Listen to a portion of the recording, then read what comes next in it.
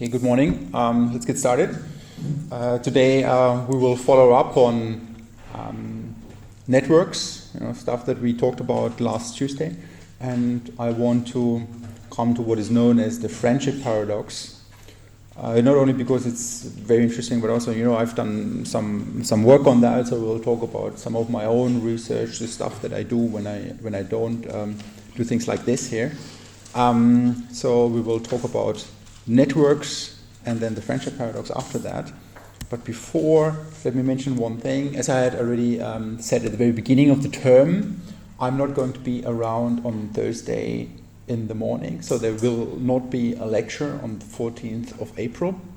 However, if you really need your dosage of networks today, I'm going to be back and I'm going to give a talk in the sociology seminar series in the afternoon at 1 o'clock, where I actually will talk about this kind of stuff. But no lecture on Thursday. Okay, so let's talk more about networks. First, what I want to do, I'm going to tell you a little bit about what we can do with networks, or how we actually use this idea of networks to think about who is important in a network. What does it mean? How can we? Are there different versions of how we can think about that? Okay, so just to remember, you see now a network. This is sort of now a picture of a network here on the one side. And on the other side, you see the representation of this network in a matrix format. Yeah, this is nothing else than just another way of representing this network. We have zeros and ones. In the simplest case, that means there is a line with an arrow to it, or there is none. That's basically all there is. And all the yellow entries tell us there is a relationship, and we interpret it in the way that we look at the row and at the column. Yeah. So, for example, this red arrow, you're pointing from the node with the number 3 to the node with the number 2, with the number 1 here. It's basically represented by this entry in this, what we call a matrix. Now, this is a matrix. There's nothing fancy, it's just a little table. So this one stands for this arrow, and let's look at another one. This one here is, for example, 0. That means individual number 3 does not send a relationship to individual number 2, because it's sort of the column here. So from here to where's 2 there's no line, right? So that's sort of how you make sense of these networks and of these matrices.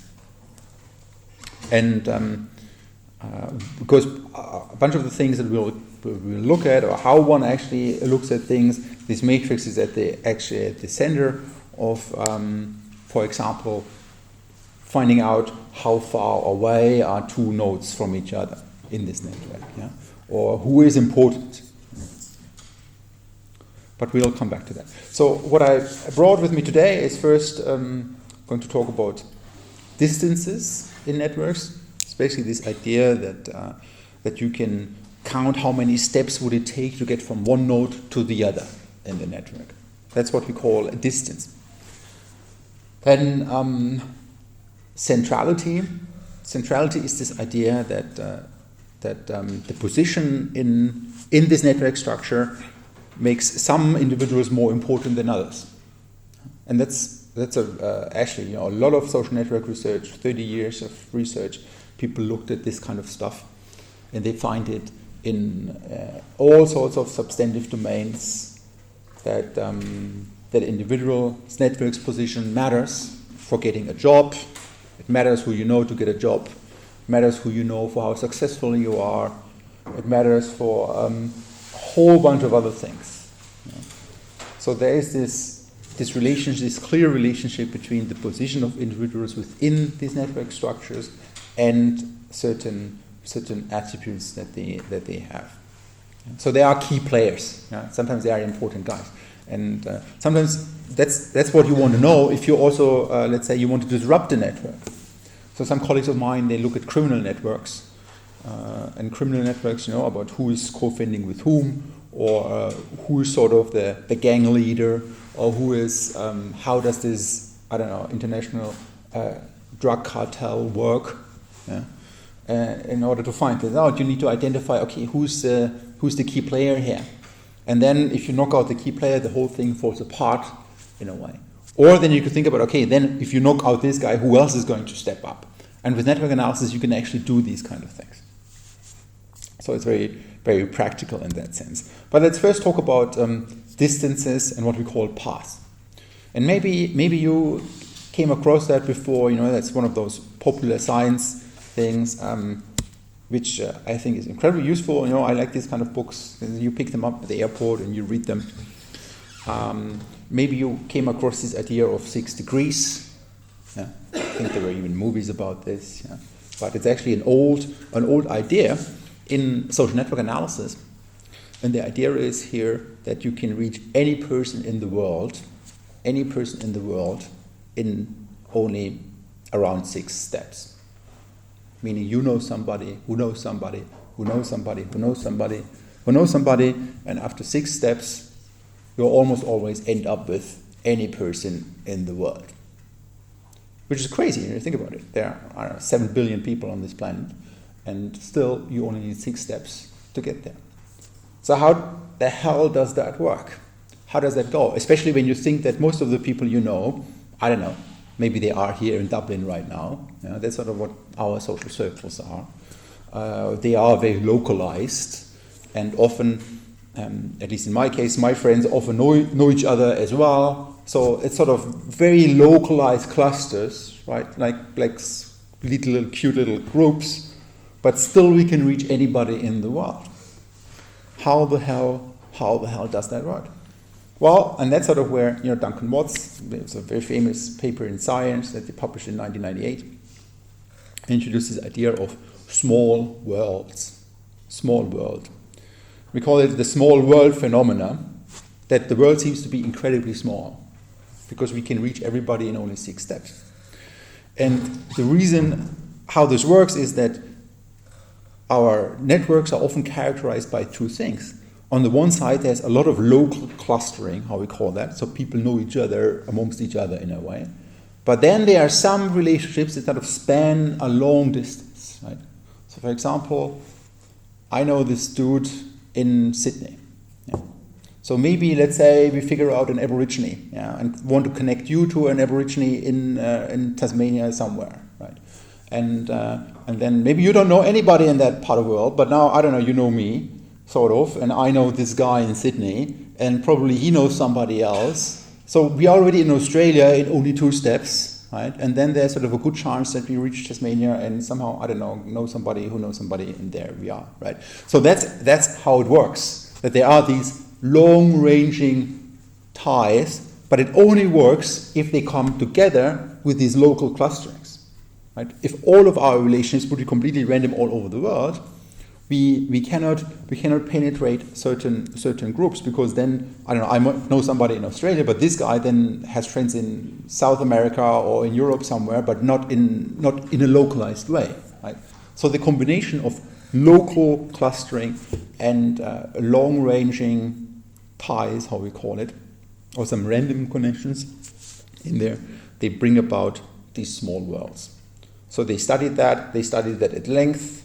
And they studied that all sorts of networks and realized, okay, this is something that how our social world seems to work. That these 2 and it doesn't require too much for these things to be there. I think something like local clustering, that's a very natural thing. You get to know somebody who introduces you to their friends in a way, and then you introduce them to your friends, and at the end we all know each other in a local clustering, right? While at the same time there are some random connections. There's nothing fancy to it. It's just a random encounter. And then these 2 things together, like getting introduced to the people around you, and some of you having some random connections to somebody else in the world, these 2 things together, they bring about this phenomena where we can reach almost everybody in the world in only 6 steps. Yeah. So people studied this. It's a big thing. It's a big thing in network analysis. It's called small world phenomena, And then people study all sorts of attributes of these kind of networks. And there's some other popular science book, some recent ones by some big players. Duncan Watts is a big player. Albert Laszlo Barabashi, he's a big player. Or Nicholas Christakis, maybe you heard about those guys in the news somewhere. They're all very solid researchers as well, actually. Yeah? Duncan Watts was at Columbia. Now he's at Yahoo Research. Barabashi, I think he's at Northwestern. And Christakis is at Harvard. Anyway, so one thing we can actually look at that, and don't ask me why there's somehow it just became this thing, and now everybody uses Kevin Bacon when people talk about that. It's called the Oracle of Bacon. Kevin Bacon is this actor.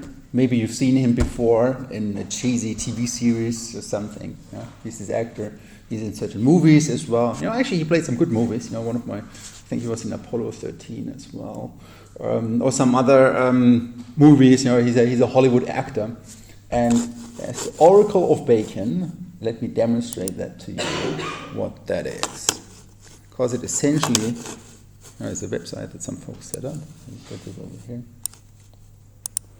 It's essentially this idea of, okay, now let's see how we can connect this actor to some other actors. Right?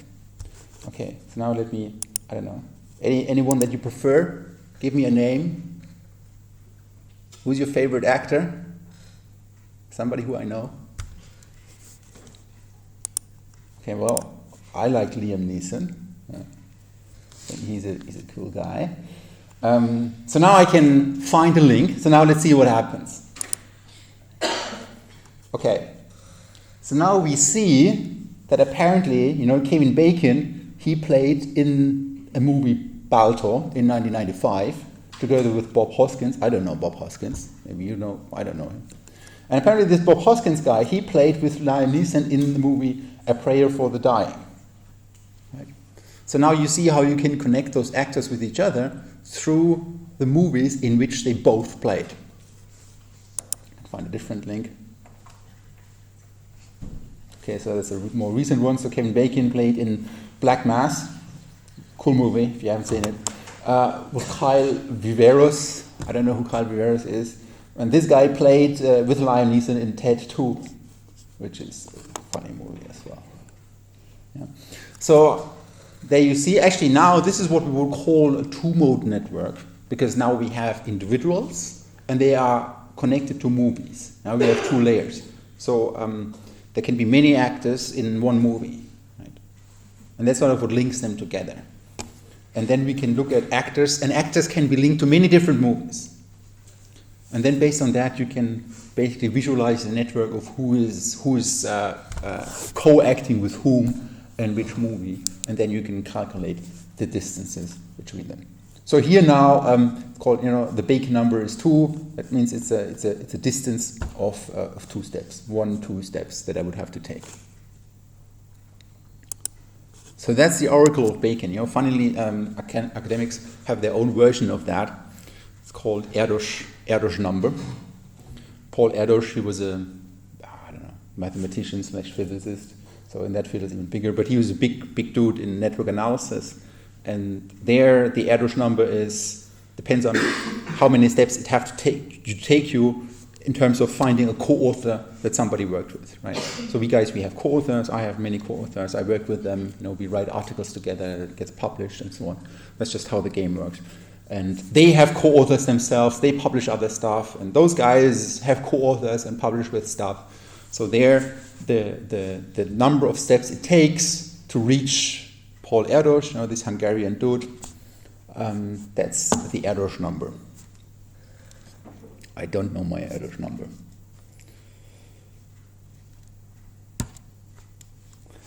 Okay, but here you already see this idea of distance. Yeah, that's sort of how many steps you would have to take to get from one, we call it node, or actor, to the other one. So in this example, to get from this dude to that dude, you would have to take 1, 2, 3, 4, 5 steps. Yeah? That's what we call a distance. You can calculate these kind of things. It's It's not that complicated actually. It's very simple. It's matrix multiplication, which sounds more fancy than it actually is. But there are programs that do these kind of things. In fact, I've been writing a lot of programs for these kind of things. So this would be how you calculate it, but it's really just matrix multiplication, multiplicating this kind of things with each other. And at the end, what you come up with is another matrix that holds numbers, which give you these distances. Yeah? So now let's say it's the same logic that the rows indicate the sender of a tie and the columns indicate the receiver of a tie. So now this number 2 here, for example, indicates that individual number 1, 2, 3, 4 to individual number 1, 2, it takes 2 steps. Yeah. So from individual number 4 to number 2, 2 steps. There's 4, there's 2. I can hang on, but they are directly connected. But it's only a tie from 2 to 4, not the other way around, you see? So in order to get from 4 to 2, I would have to go from 4 to 1, and then from 1 I can find an arrow that points to 2. So that's sort of why the distance from 4 to 2 would be 2, but here it is. Right? And then you can do that for all sorts of combinations, for all the, when you have 5 nodes, you have 5 times 4 equals 20 combinations, directed combinations, from everybody to everybody else. And then you can look at that, and then you see how very quickly you rely on some sort of algorithm or some tool to help you calculate these kind of things. And nobody would do these things by hand. It would be here with 5 you could still do it, but you're so easy to miss something here, a path or that would be faster than what you would have thought before. But you can do that, and then you can populate this distance matrix. That's how we call it. And then when we then take the average of all these distances, we end up with what we call the average shortest path length. The average shortest path length, and that indicates how many steps does it take on average to get from one individual to another. That's all there is. And that's one of those features that we can characterize, and here we are in our network of the world, of all human beings on this planet. The shortest path length is... Question? Shortest path length is 6 degrees. There we are. So that's the shortest path length in the network of, here in the world. That means on average it takes 6 steps to reach everybody else. So essentially those guys, when they talk about 6 degrees, they talk about the average shortest path length.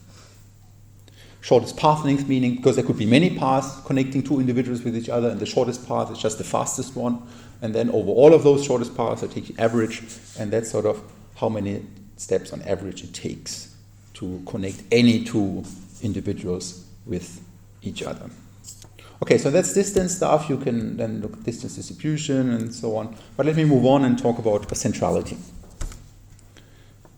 Centrality is a big concept in network analysis. And centrality basically just resembles this idea of importance. Yeah? Some guys are more central, are more important, whatever that means. Yeah?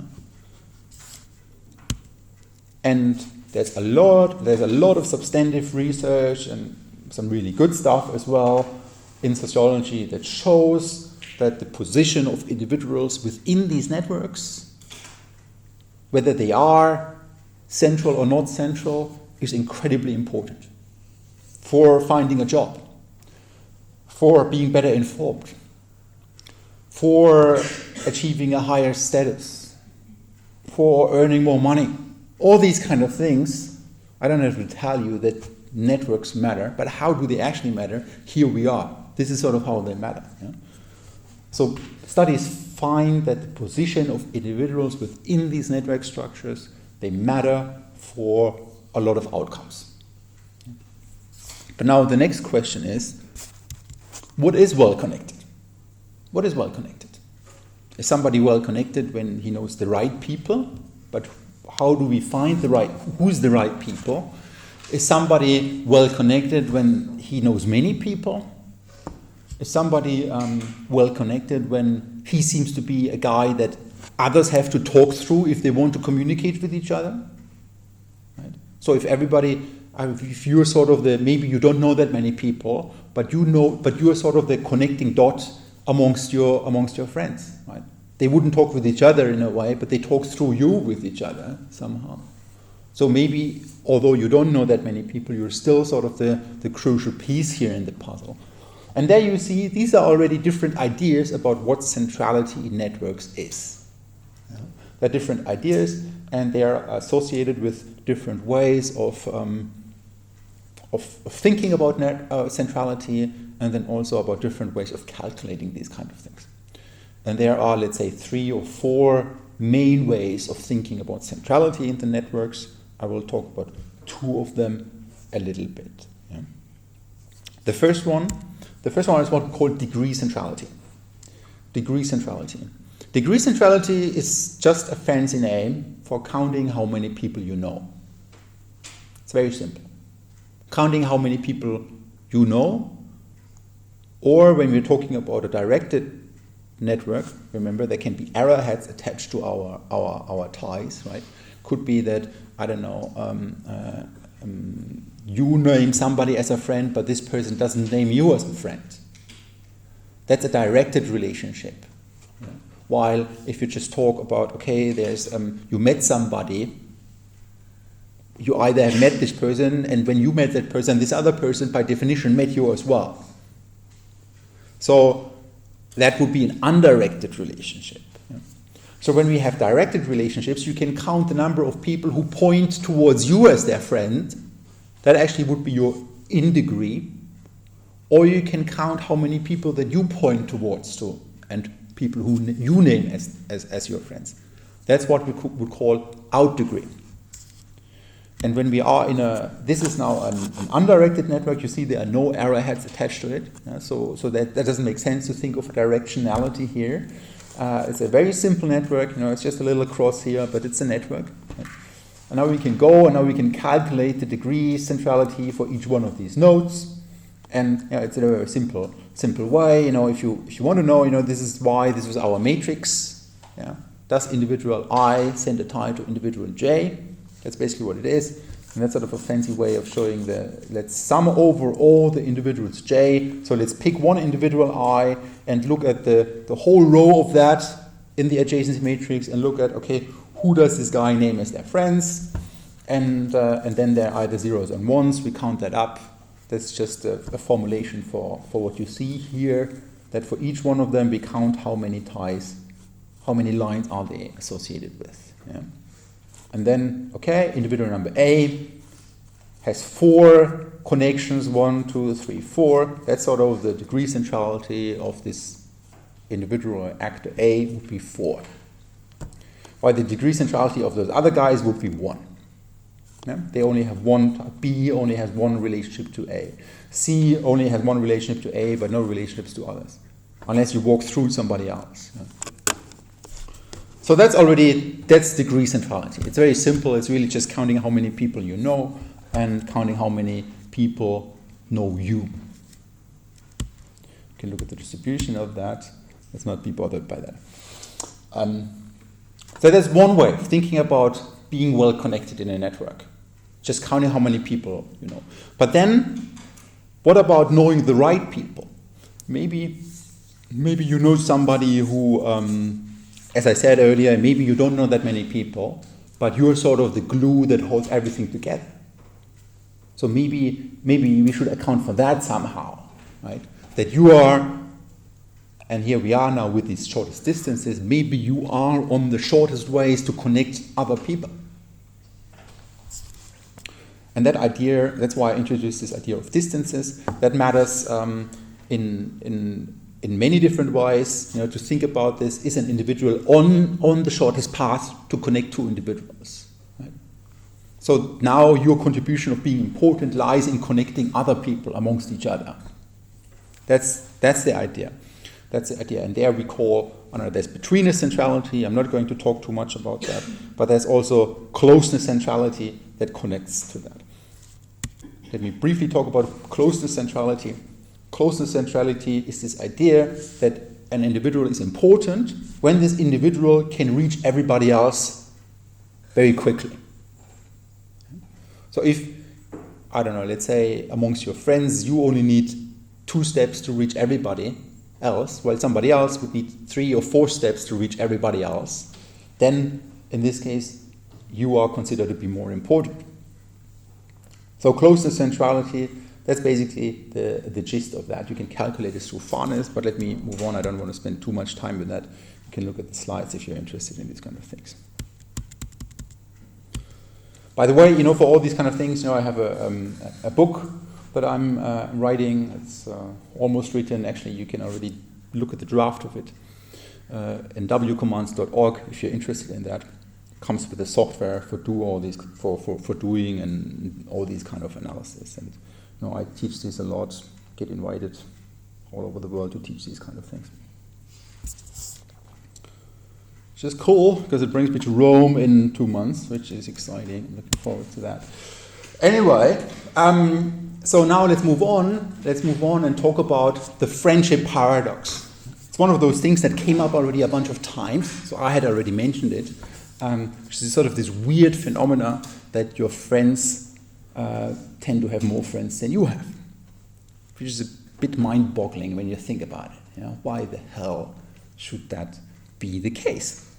But as you will see in a second, it's actually purely logical. So there's this guy, that was sort of on the required reading for today, on the required reading list for this course. Scott Feld, he wrote this paper in the American Journal of Sociology, why your friends have more friends than you do. On average, your friends have more friends than you do. How does this fit into the overall analytical sociology picture? Well, here we are, because now we are thinking about, how do individuals experience their environments, their social context? And now if that is true, what Scott Feld says here, that your friends on average have more friends than you have, then individuals really get a biased picture of the world. Which is one of those things, later on it's also called the activity paradox. When you are on Facebook, it seems to be that in your friends' lives there's so much more action than in yours. And you wonder, how the hell can that be? But it's because there's a selection here. Because people who are not busy, they don't spend time there or they don't post there, and essentially this is sort of how this paradox here works as well. Okay, so it's about experiencing the environment around you. What is the key? I had talked about this already before. Individuals with many friends, they also show up in more friendship relationships. Why is that? Well, think about that you only have one friend. Then you would, now this is an extreme scenario, then only this other person would see that you only have one friend. Right? Let's say if you have 1,000 friends, then each one of those 1,000 friends would see that you have 999 other friends. So a lot of people would see that you have a lot of friends. While when you have only a few friends, only few people will see that you have a few friends. That's essentially what this paradox is all about. This is sort of why it is. But let me demonstrate this to you in an example. So now this is sort of a little network that Scott Feld used. It was this is 1990, so he only looked at 8 people. This is sort of a high school somewhere, Marketsville High School or something else, And there were eight individuals in there that he looked at.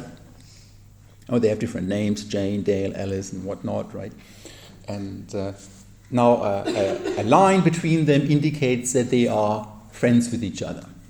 Now there's undirected relationship, there's no arrowhead attached to it, they're just friends with each other. Okay, now we could go and now we could calculate, we could count for each individual how many friends does each individual have. And that's what I did with these numbers here. That's a graph that I had produced in one of my papers. The first number tells you how many friends that this individual has. So Jane, but I will walk you through that. Jane has 2 friends, Dale and Alice. That's kind of why there's a 2. But then I can also calculate for each, after doing that for everybody, I can look at the number of friends that my friends have. And that's what this number here tells us. That's sort of the average number of friends that Jane's friends have. And then you can compare these 2 things with each other, and then I plotted, the red dots here now show the individuals who have more friends than their friends have. or equal number. Right? So Alice has 4 friends, and on average, Alice's friends only have 3 friends. Sue has 4 friends, and on average, Sue's friends only have 2.75 friends. And Carol has as many friends as her friends have. But what you see is that in 5 out of these 8 cases, individuals have less friends than their friends have. And that's actually how this works. Now that's sort of the little stuff. Now this is from the Feld paper. Again, I have the plot at the left-hand side. Let me quickly walk you through that. So first, Jane here. Jane has 2 friends. That's sort of where this number here comes from. Jane is friends with Dale and Alice. So Jane has 2 friends. That's sort of the simple thing here. The first one, and then we can look at both the friends that Jane has. So Jane has Dale and Alice as a friend. So now let's count how many friends Dale and Alice have. So that for Dale, Dale has 3 friends, 1, 2, 3. And Alice has 4 friends, 1, 2, 3, 4. Right? Now we can take the average out of that, which is 3.5, or the total sum is 7. In total, Jane's friends, Dale and Alice, have 7 friends. Dale has 3 friends and Alice has 4 friends. This is sort of where this number comes from. Then we can take the average is 3.5. So on average, Jane's friends have 3.5 friends. Yeah? Okay, now we calculated for how many friends does Jane have, and how many friends do Jane's friends have on average. And then we can compare these numbers with each other. And then we can actually do this for all those 8 individuals in there, for each one of them. That's sort of where these numbers are from. This is basically the first numbers that I had put up here on the plot as well. And then we find an average, which is 2.5. So on average, I don't know, those guys have 2.5 friends in there. It's just an average number. Obviously, nobody has 2.5, but that's sort of the average to characterize the whole thing. And if we would calculate the average number of friends that the friends of these 8 individuals have, we end up with this number 2.99. Now you see, on average, I just showed you on average, the friends of individuals have more friends than the individuals themselves. Could you wonder, is this always the case? Does this hold for other things? Well, actually, I looked at all those other centrality measures. And I found it not only for degree, but also for closeness, for betweenness, for eigenvalues. There's other ways of kind of conceptualizing what centrality here means. So we do find this, and it actually holds. It's a logical thing. It has to be like that. It has to be like that because those guys, as soon as you have some guys who have lots of friends, they just show up in more relationships. So where does this also hold? This is sort of like a little toy example, but actually it holds in all sorts of networks. Actually, in probably in 99% of all networks, as soon as some guys have more friends than others, you find that. You find that implicit bias in who they experience around them, which is fascinating when you think about that, because it tells us that we experience our world in an extremely distorted way. We see it through the people we know, but the people we know are not random. They are not random for the very simple fact that they are more likely to be people who are well connected, because you are connected with them. So one thing, one sphere where this is extremely pronounced is on Twitter. If you use Twitter, it's this short messaging service where you can follow people and stuff. So on Twitter, this paradox, the friendship paradox, holds for over 98% of the people. So almost everyone you follow on Twitter has more friends and followers than you. Almost everyone. Just look at them if you follow some people. But it's because of that. It's because some guys have an extremely large amount of followers, 4 million, or some guys go into the millions, while others, most of us have only a few number of people who follow us, and that means by pure definition we are more likely to be connected to some guys who have lots of followers. Somebody needs to follow them, right? So they need to be, they are seen by more people. And every one of their followers sees that they have another 4.5 million or whatnot followers. Yeah. So there it's also called virality or activity paradox. which is, I think, fascinating. So, I did some study on this. I moved this a little further. There's one paper which was on the reading list as well, I think. It's not a required reading, but it's on Blackboard, where I looked at US high schools. This is one network. This is now one of those high schools that I looked at. Again, this is sort of a friendship network, friendship relationships. And then I calculated these kind of things, like what is the average number of friends that individuals have? What is the average number of the friends of individuals? Compared these two things with each other and plotted them with each other. And now there you see little dots for each one of these 14 high schools that I looked at. And the gist here is that this is all up there. In here, this is sort of basically the average number of friends that individuals have. This is the average number of friends of the friends. And you see that in all 14 cases, this one is higher than the average number that they have. Yeah. Well, it has to be. But the point here was that it also holds for other bunch of centrality measures. Okay. Does it matter? Yeah. And I think it matters greatly, and people are just starting to think about how that matters, and how having these distorted views of the world, how that actually really affects what individuals do, or how certain things evolve, or how actually you can use that to your advantage, to detect certain individuals.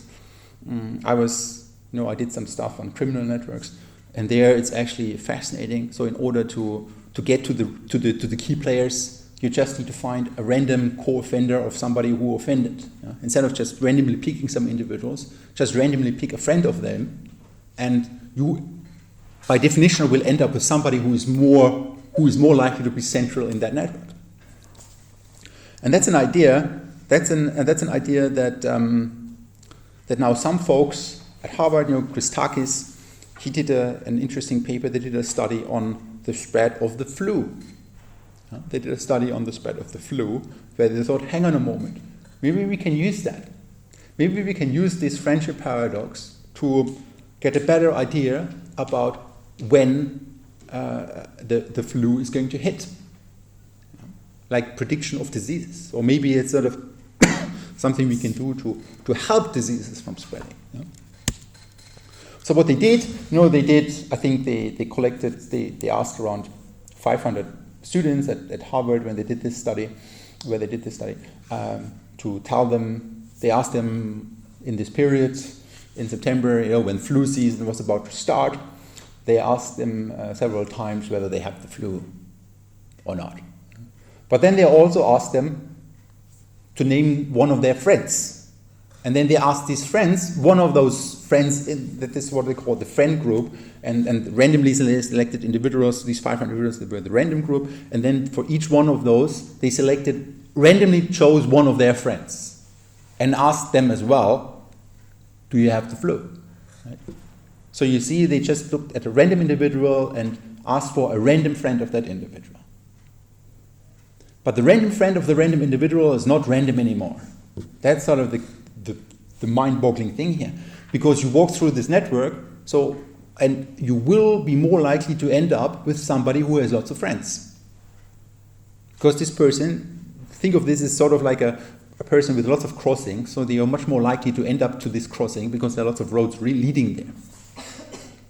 So then they compared these two different groups with each other, and what they found was that, as it logically has to be when you think about it, but what they found was that they could predict the flu much better by looking at this friends group than instead of looking at this random group. So by asking a random person of here, asking you to name one of your random friends, just tell me, and then I ask this person whether they have the flu, I will be much better in predicting whether there's going to be the flu hitting the whole university or not. Because this other person is more likely to be better connected. It's fascinating when you think about it, how we can actually use these things. Yeah? So they wrote a paper 2010 about this, but people are just starting to think about what it actually means. But this idea of selecting randomly selecting some people and then randomly selecting some friends of them, No, actually, I did another study on this, and that's what I'm going to talk about now. We talk about the last one, attributes and networks. Okay, so we have this paradox, but then at the same time, and that's sort of something that that becomes obvious to you when you are in this field. At the same time, a lot of studies, for the longest time, for the last 30 years, 40 years, when you look at the history of social network analysis, people found these relationships between individuals being well connected, individuals being central, and a whole bunch of other outcomes. As I said, well-connected people are more likely to find jobs. Well-connected people are more likely to be high performers. Well-connected people are more likely to be innovative in companies. So all this kind of stuff, where this idea of centrality comes into play, and now we can connect the dots with each other. They seem to they matter. For the longest time, there's a large amount of evidence in that. And these associations, they are the result of central individuals adopting certain attributes, or alternatively of networks evolving around these things. So it doesn't really matter where it comes from, but it's something that we find. There's a correlation between network centrality and individuals' attributes. Okay, now let's take that. And combine it with what I just said about this friendship paradox. So I just said that on average, your friends tend to have more friends than you. Now I'm saying people who have more friends also tend to have certain attributes. That's sort of a correlation here. Now when these two things come together, then your friends tend to have more friends. And they also, because they tend to have more friends, they're also more likely to have certain attributes. So if I randomly go to a random person and randomly select a random friend of that person, the attributes, whatever characteristics, how successful this person is, how innovative, or I don't know, even how good looking this person is not just random anymore. Because we have a correlation between the number of friends that individuals have and these attributes. And that's what some folks, that's something that I wrote about, that I introduced to the literature, and some other guys a little later than me, they gave it a fancy name. They call it the generalized friendship paradox, which basically takes this idea of the friendship paradox further. It says it's not just that your friends tend to have more friends than you, but they also tend to have non-random attributes. And then when we look at the attributes that actually correlate with degree, it's about being successful or attractiveness and all these kind of things. Right? And then we have these really weird things where your friends don't just have more friends than you, but actually, and that's what I'm going to show you now. I did some studies. Your friends tend to be better looking and healthier than you as well.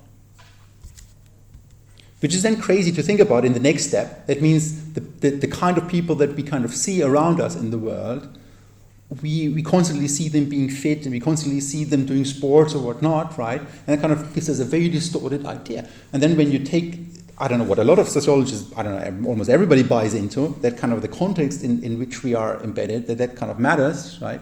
Then you would think, okay, well, that should really have an effect for what individuals do at the end of the day, right? So then they start thinking that they are overweight, while in fact they're not, but because they are connected to all those super fit people around them who tend to have more friends, who are more likely to be in their network. So these kind of things are fascinating. So I did a study on this. So I did a study on Facebook with this.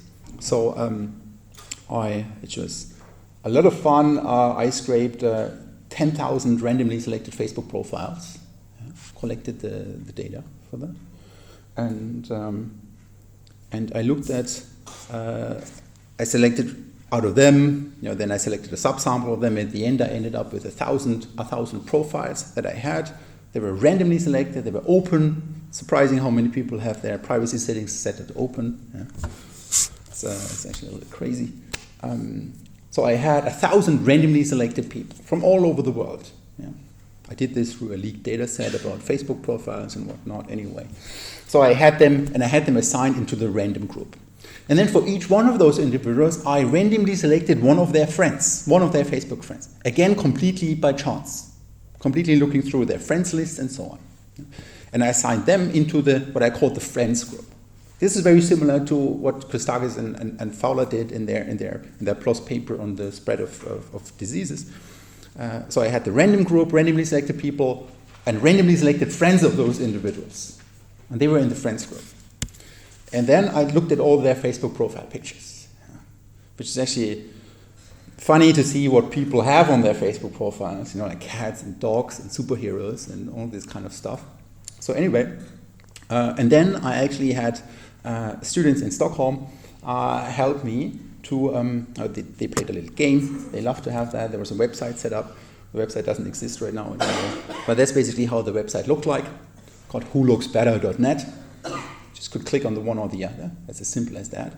And then it would go on to the next, would go on to the next, would go on to the next, and so on. It's very simple like that.